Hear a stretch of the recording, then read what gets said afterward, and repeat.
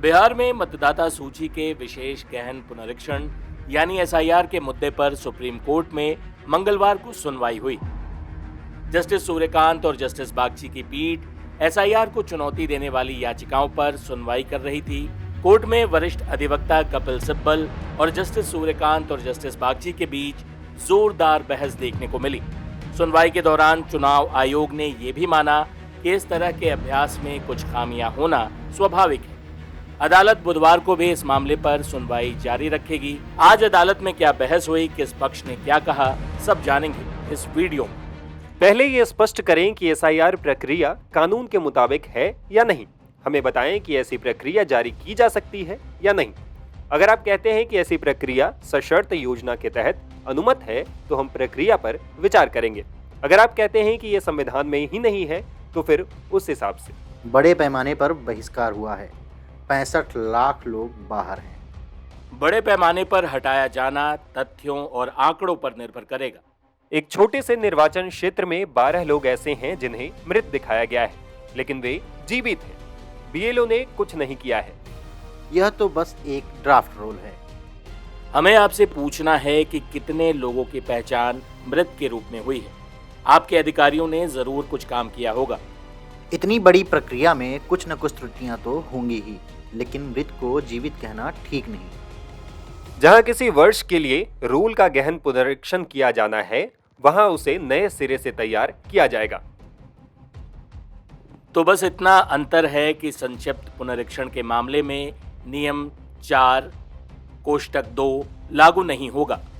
नियमों के अनुसार निवासियों को कोई पत्र या फॉर्म 4 नहीं भेजा जाएगा, कोई दस्तावेज नहीं लिए जाएंगे। कृपया फॉर्म 5 देखें।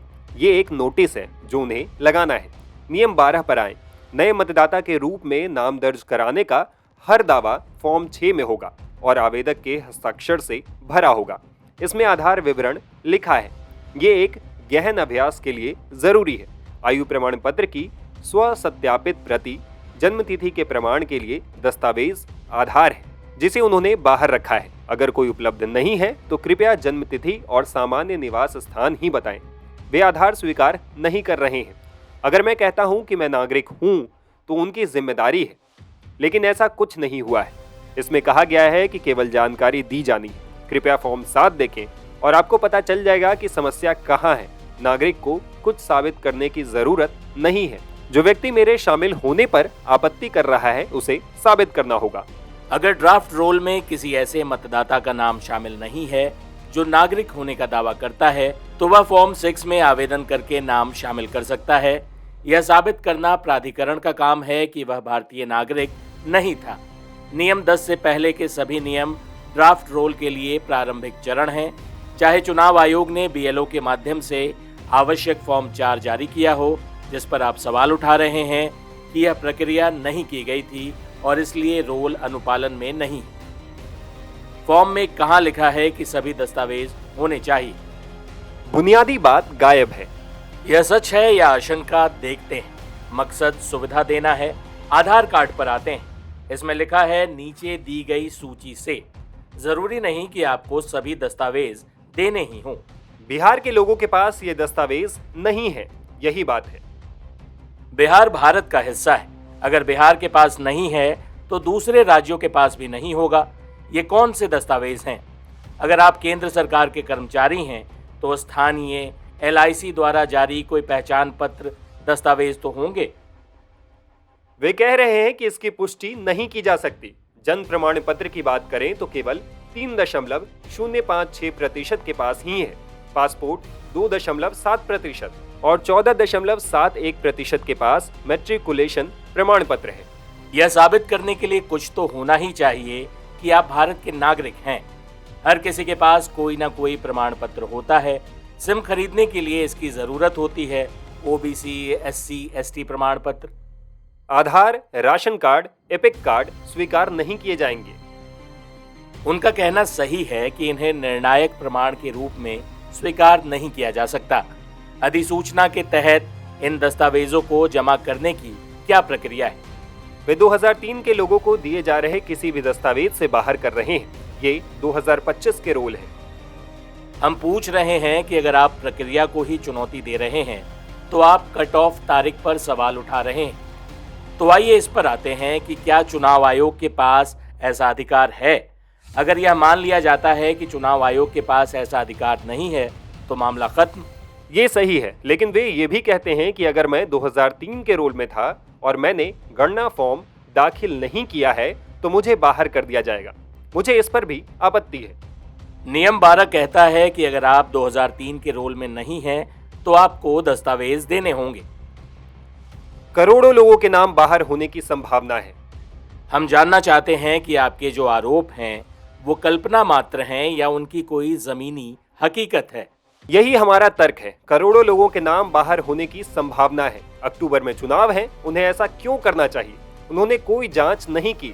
कुल 7.9 करोड़ मतदाता, वे कहते हैं कि 7.24 करोड़ ने फॉर्म भरे हैं। 22 लाख मर चुके हैं। ये बिना जांच के हैं। 7 लाख पहले ही नामांकित हो चुके हैं। इसका मतलब है कि 7.24 करोड़ जीवित हैं, 22 लाख मर चुके हैं। वे करोड़ों कहाँ हैं जिनके बारे में आप कह रहे हैं? 4.96 करोड़ 2003 की मतदाता सूची का हिस्सा है। हमारे पास लगभग 4 अंक बचे हैं। जाहिर है कि एसआईआर में मृत लोगों को हटाया जाएगा। इसमें क्या आपत्ति है? कितने लोग बिहार से बाहर चले गए? वे कहते हैं कि 36 लाख, जबकि 7 लाख दूसरे राज्यों में नामांकित हैं, जबकि 22 लाख लोग मर चुके हैं। इस तरह कुल 65 लाख हटाए गए। मृत 22 लाख वोटर को लेकर कोई समस्या नहीं। 7.24 करोड़ से इतर 65 लाख में से 22 लाख मर चुके हैं, इसलिए कोई समस्या नहीं हो सकती। 36 लाख स्थानांतरित, 7 लाख अन्य राज्य में नामांकित हैं। आपके अनुसार एक अस्पष्ट क्षेत्र स्थानांतरित जनसंख्या है। उन्होंने कहीं भी ये नहीं बताया कि ये उन 65 लाख लोगों की सूची है और 65 लाख लोगों में से ये वो हैं जो मर चुके हैं और ये वो हैं जो स्थानांतरित हो गए हैं। उन्होंने जवाब दाखिल कर कहा है कि उन्हें जानकारी देने की जरूरत नहीं है। हमने बीएलए को दिया है। पूरी तरह से झूठा बयान है। अदालत को गुमराह किया जा रहा है। चुनाव आयोग जानकारी देने से मना कर रहा है। चुनाव आयोग के पास पूरी जानकारी है। वे कह रहे हैं कि हम आपको जानकारी देने के लिए बाध्य नहीं है। ऐसा नहीं है कि उनके पास जानकारी नहीं है। इससे भी ज्यादा चौंकाने वाली बात यह है कि चुनाव आयोग के बीएलओ ने अनुशंसित नहीं लिखा है। हमें एक विसिल ब्लोअर के जरिए 2 जिलों के संबंध में इनकी सूची मिली है। हमें जो पता चला है वो चौंकाने वाला है। जिन लोगों ने फॉर्म भरे हैं उनमें से 10 से 12% मतदाता अनुशंसित नहीं है। इसका आधार क्या है? देश के इतिहास में चुनाव आयोग ने ऐसा पहले कभी नहीं किया। 2003 की मतदाता सूची में ही पहले से 4.96 करोड़ लोग थे। हो सकता है कि उनमें से कुछ की मृत्यु हो गई हो। जीवित लोगों को सिर्फ आवेदन ही नहीं करना, बल्कि उनकी संतानों को भी यह दिखाना होगा कि उनके माता पिता सूची में हैं। मान लीजिए कि ए 2003 में मतदाता है, वह जीवित है और उस समय उसकी आयु 20 वर्ष थी। उसके बच्चे 18 या उससे अधिक आयु के हैं, तो क्या उन्हें दस्तावेज दिखाने होंगे? नहीं, 2003 की सूची में शामिल लोगों को दस्तावेज दाखिल करने की आवश्यकता नहीं है। मृत व्यक्तियों के बारे में यह एक सत्यापन योग्य तथ्य है। वे कह रहे हैं कि जो लोग ड्राफ्ट रोल में नहीं हैं, उन्हें एक नया फॉर्म भरना होगा। फॉर्म 6 में लिखा है कि मुझे केवल नागरिकता की स्वघोषणा देनी है। उन्हें कोई दस्तावेज देने की जरूरत नहीं है। अब उन्होंने फॉर्म 6 के साथ ये भी कहा है। इसके बाद जस्टिस सूर्यकांत ने कहा, केवल स्वघोषणा स्वीकार करना मुश्किल हो सकता है। एसआईआर की पूरी प्रक्रिया एक छलावा है। अदालत ने कहा था कि आधार और एपिक को शामिल कर लें, पर विचार तक नहीं किया गया। मतदाता सूची को केवल नागरिकता के आधार पर मान्य नहीं माना जाता। आप ऐसी व्यवस्था नहीं बना सकते जहां 5 करोड़ लोगों की नागरिकता पर संदेह हो। तब तक ये मान लिया जाए कि वे वैध नागरिक हैं। वे प्रक्रिया का पालन न करें, तब हटा दें। 2003 तक कोई विवाद नहीं है। जो लोग मतदाता सूची में हैं, उन्हें कोई दस्तावेज जमा करने की आवश्यकता नहीं। चुनाव आयोग कह रहा है कि जो लोग 2003 तक मतदाता थे, उनके बच्चों को भी दस्तावेज देने की आवश्यकता नहीं है।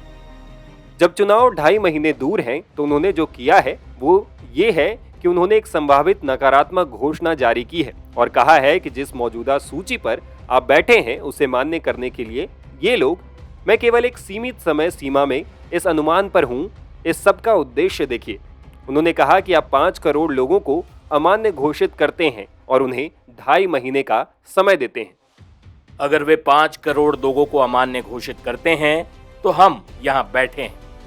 जहां भी एसआईआर होगा परिणाम एक जैसे होंगे। सभी राज्यों में न्यायाधिकरण नहीं है।